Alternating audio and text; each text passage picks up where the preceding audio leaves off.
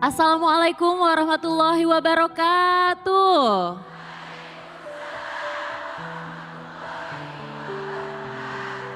Bunda, alhamdulillah senang sekali saya Zizi Syahab hadir menemani Anda dalam kajian hati.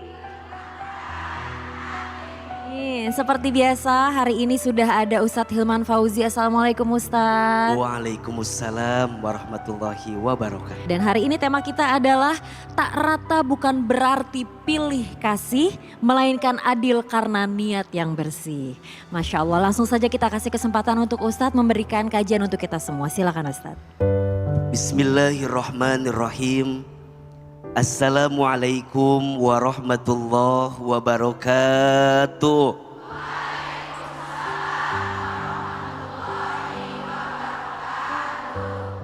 Bunda,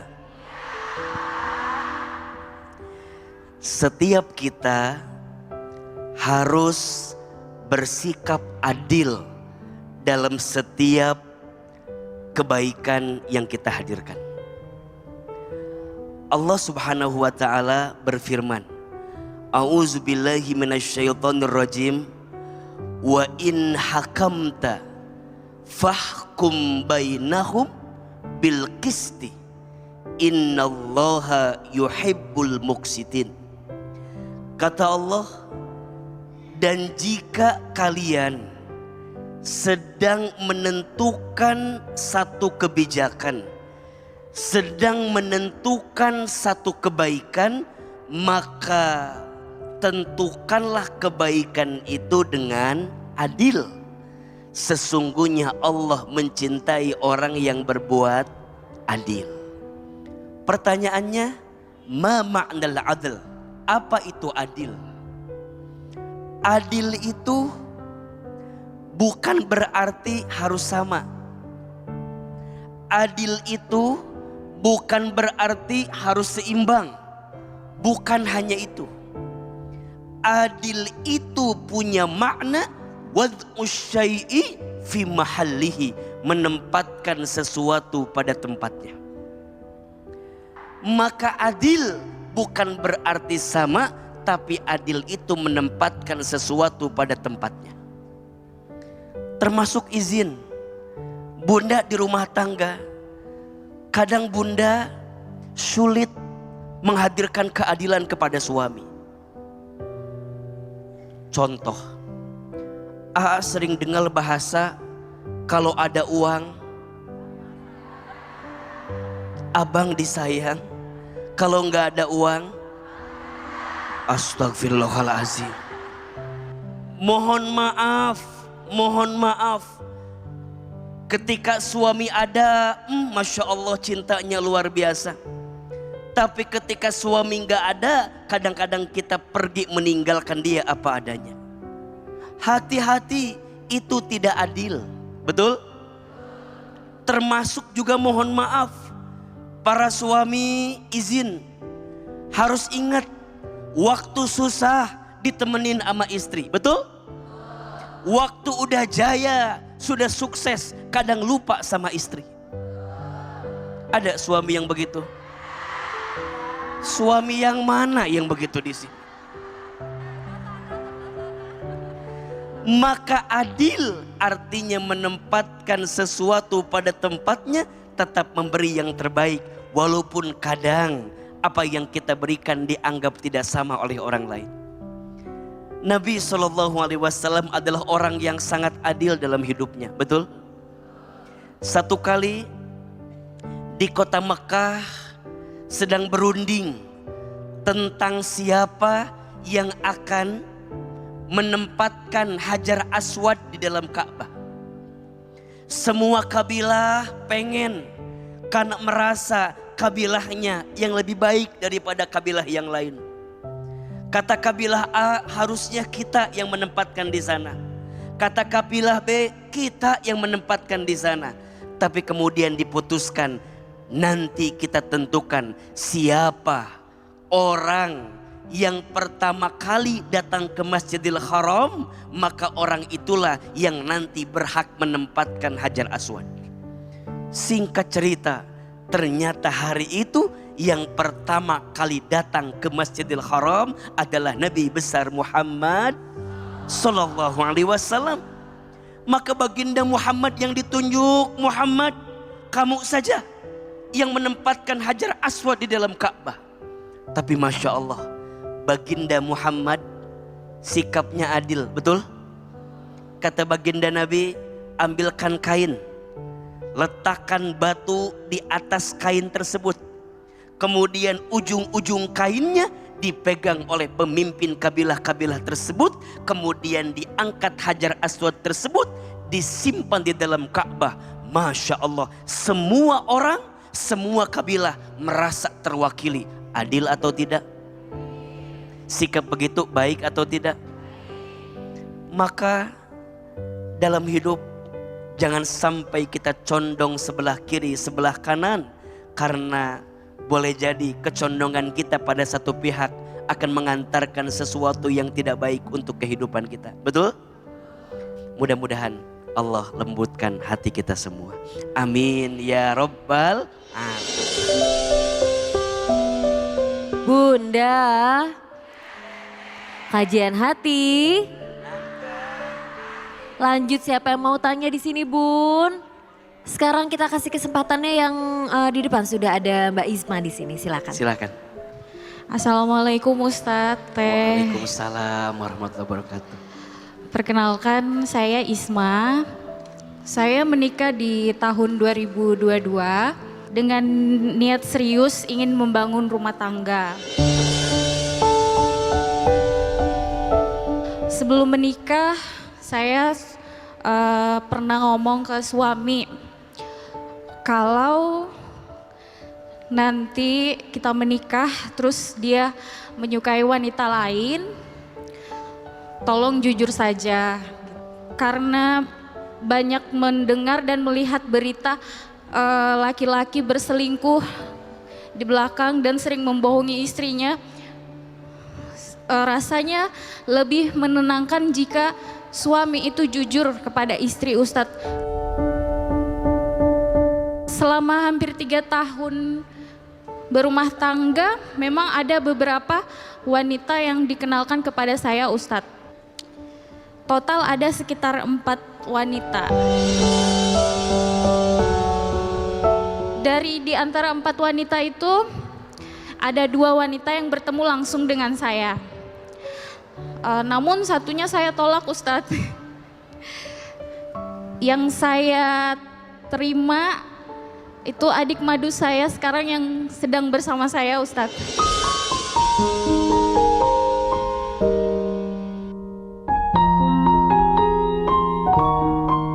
Saya dari awal sudah mempersiapkan hal terburuk, seburuk mungkin kalau misalkan nanti di rumah tangga saya ada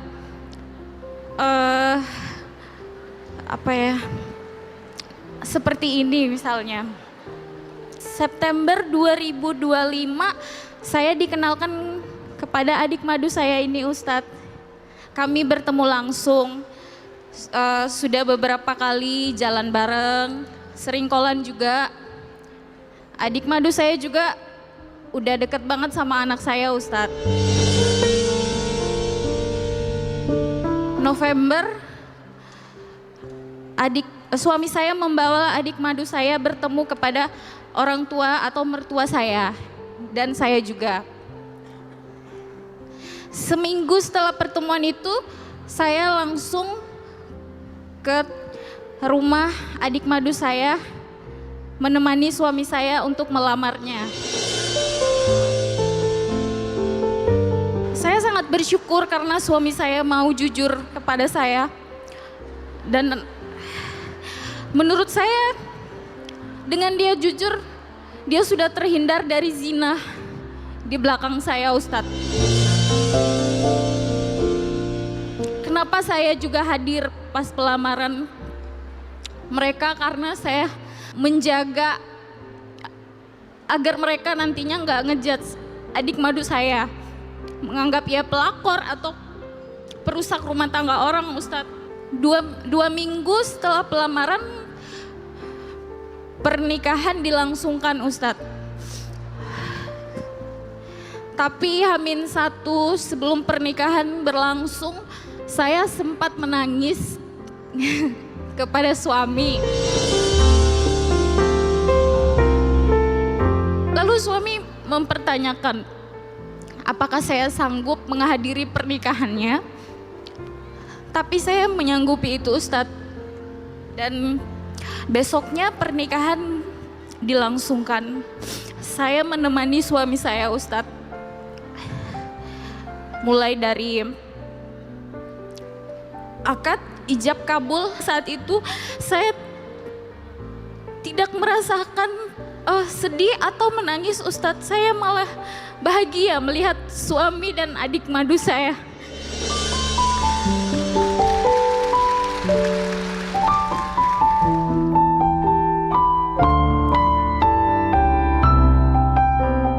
Hatimu terbuat dari apa, Mbak?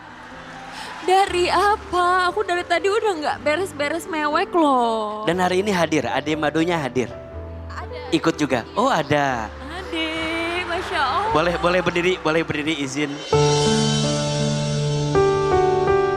Sekarang Ahilman ingin coba ke izin. Siapa nama adik madunya?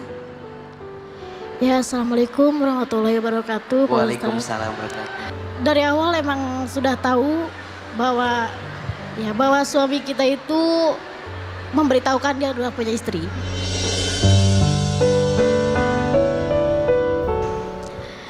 Ya, singkat cerita, akhirnya saya ketemu Kak Isma dan saya minta ridhonya karena saya diajarkan sama suami untuk minta ridhonya karena kita mau mengadakan acara nikah. Terus apa yang menguatkan kakak pada akhirnya udah bismillah aja gitu? Karena suami sering bilang jangan mikir aneh-aneh katanya. Karena kita juga sering berunding bertiga. Jadi kalau untuk pembagian waktunya itu suami 2 hari di adik madu saya, 2 hari di saya juga.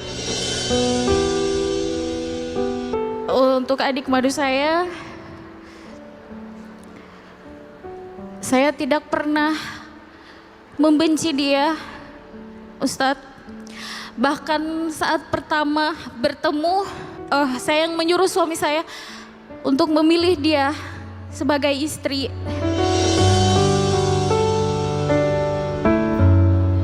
Saya akan sayang seperti adik saya sendiri, Ustadz.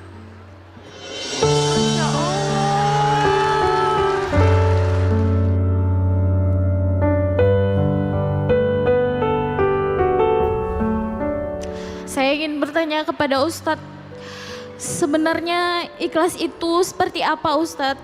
Karena saya tidak tahu apakah saya benar-benar ikhlas. Karena saya masih sering sedih juga, Ustadz.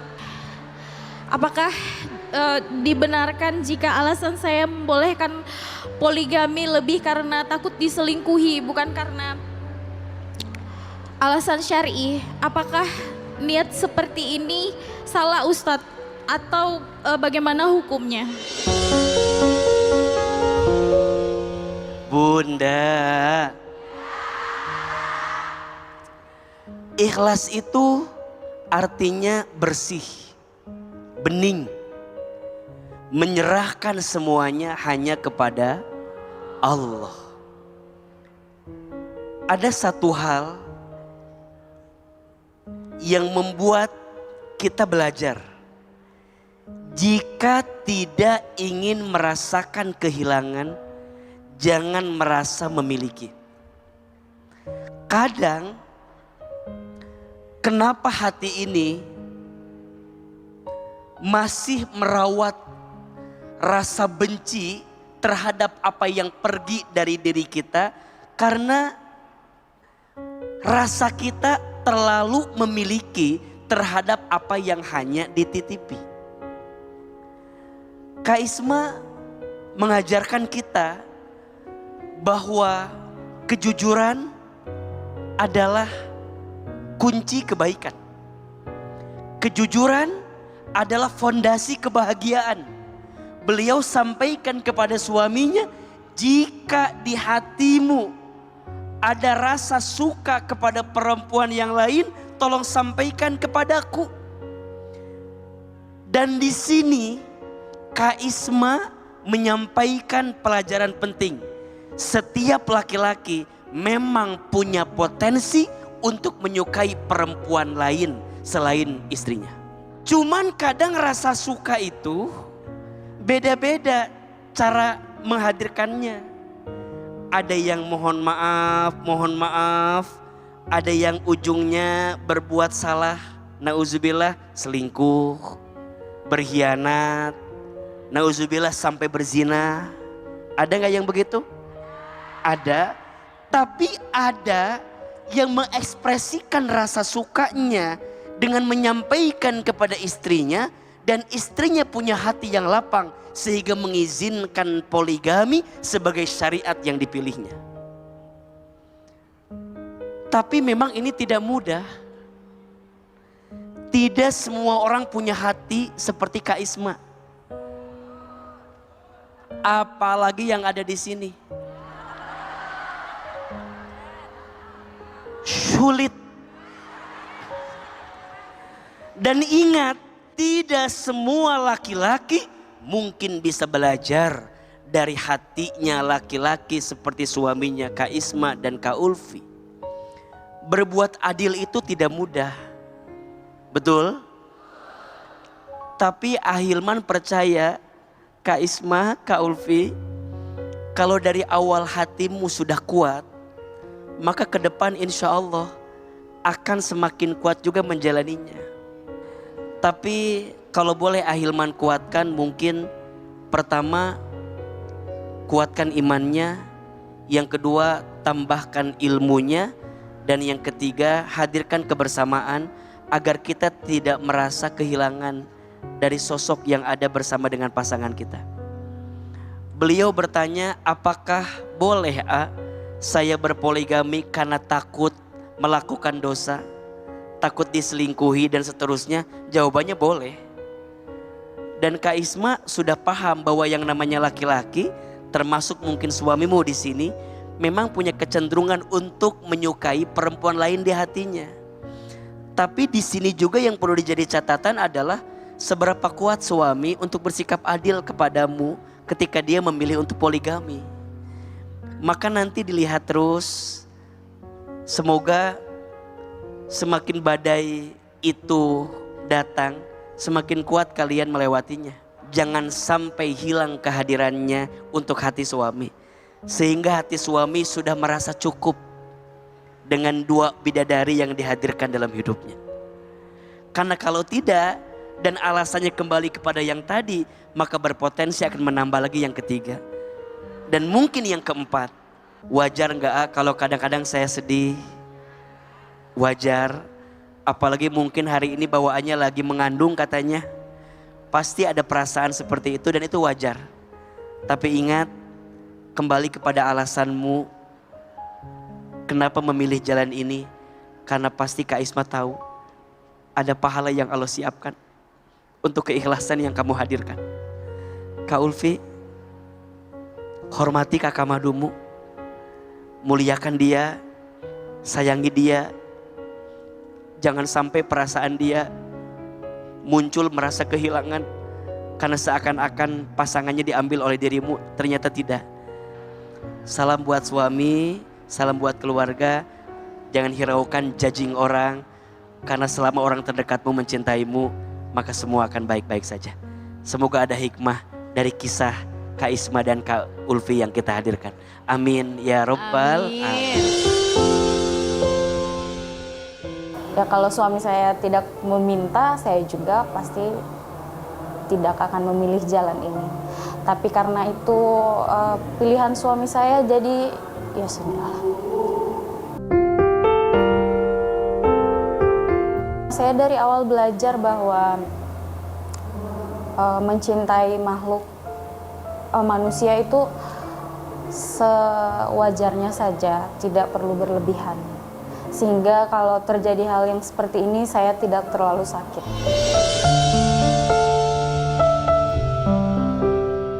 Saya lebih tahu arti ikhlas itu seperti apa. Saya jadi tahu bahwa bersedih atau menangis itu bukan berarti kita nggak ikhlas. Ya berharapnya semoga kelak kita bisa dipersatukan di surganya Allah nantinya.